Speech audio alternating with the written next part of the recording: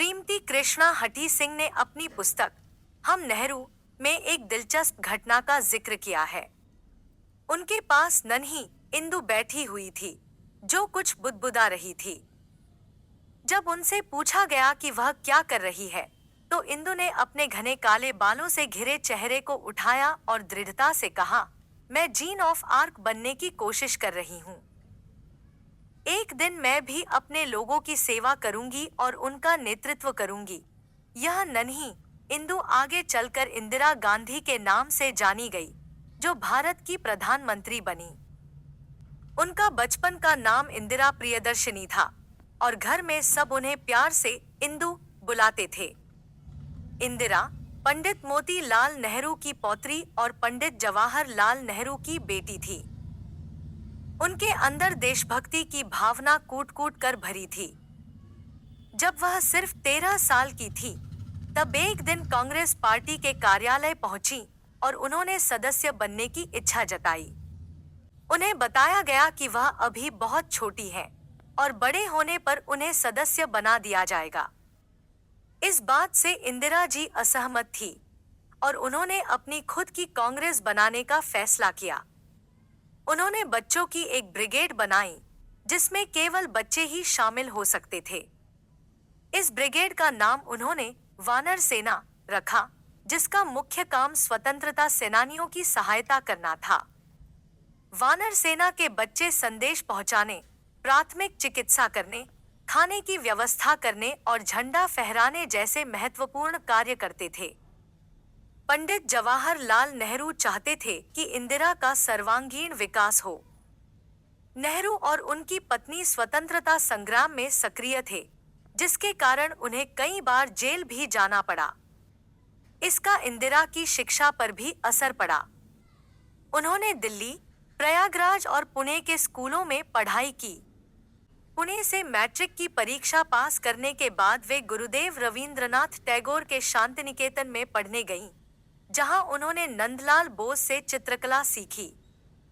श्रीमती इंदिरा गांधी का जीवन परिचय। जन्म 19 नवंबर 1917, प्रयागराज।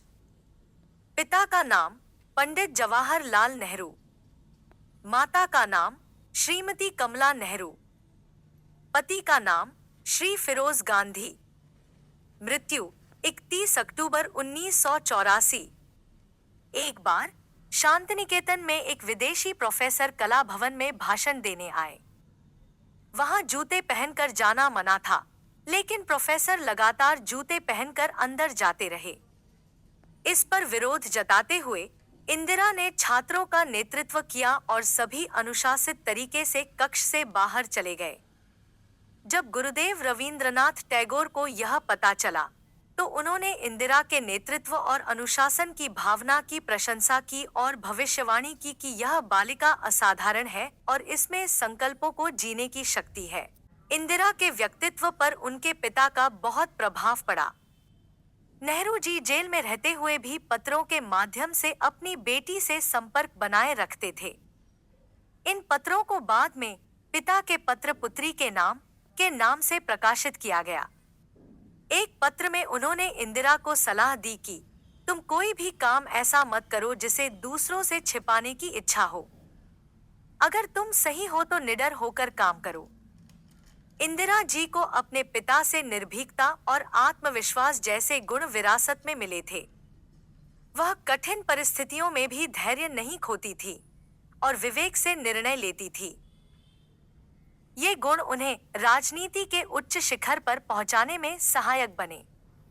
उन्होंने 29 वर्षों तक अपने पिता के साथ कंधे से कंधा मिलाकर काम किया। उन्होंने अपने पिता के साथ कई देशों की यात्राएं भी की। सन 1942 में इंदिरा का विवाह श्री फिरोज गांधी से हुआ। उनके 2 पुत्र राजीव गांधी और संजय गांधी भी राजनीति में सक्रिय रहे। राजीव गांधी बाद में प्रधानमंत्री बने, जबकि संजय गांधी का एक दुर्घटना में निधन हो गया। इंदिरा जी का राजनीतिक सफर। 1958 में वे कांग्रेस के केंद्रीय संसदीय बोर्ड की सदस्य बनी। 1959 में कांग्रेस अध्यक्ष चुनी गई। 1962 में यूनेस्को की अधिशासी मंडल की सदस्य चुनी गई। लाल बहादुर शास्त्री के मंत्रिमंडल में सूचना और प्रसारण मंत्री बनी। 1966 से 1977 तक और फिर 1980 से 1984 तक भारत की प्रधानमंत्री रहीं। प्रधानमंत्री के रूप में उन्होंने 1971 के भारत-पाक युद्ध का नेतृत्व किया, जिसमें पाकिस्तान की हार हुई और बांग्लादेश का गठन हुआ। इस जीत ने इंदिरा गांधी को एक विश्व नेता के रूप में उभारा। हालांकि उनके जीवन में कई उतार चढ़ाव आए। 1977 में चुनाव हारने के बाद भी वे 1980 में सत्ता में वापस आईं। इंदिरा गांधी ने अपने कार्यकाल में गरीबी हटाने और देश को परमाणु शक्ति के रूप में स्थापित करने जैसे कई महत्वपूर्ण कार्य किए। 1982 में एशियाई खेलों का सफल आयोजन भी उनके कार्यकाल की एक बड़ी उपलब्धि थी। उनका जीवन देशभक्ति और सेवा का प्रतीक था। 31 अक्टूबर 1984 को उनकी हत्या कर दी गई, लेकिन उनका योगदान और यादें भारतीयों के दिलों में हमेशा जिंदा रहेंगी।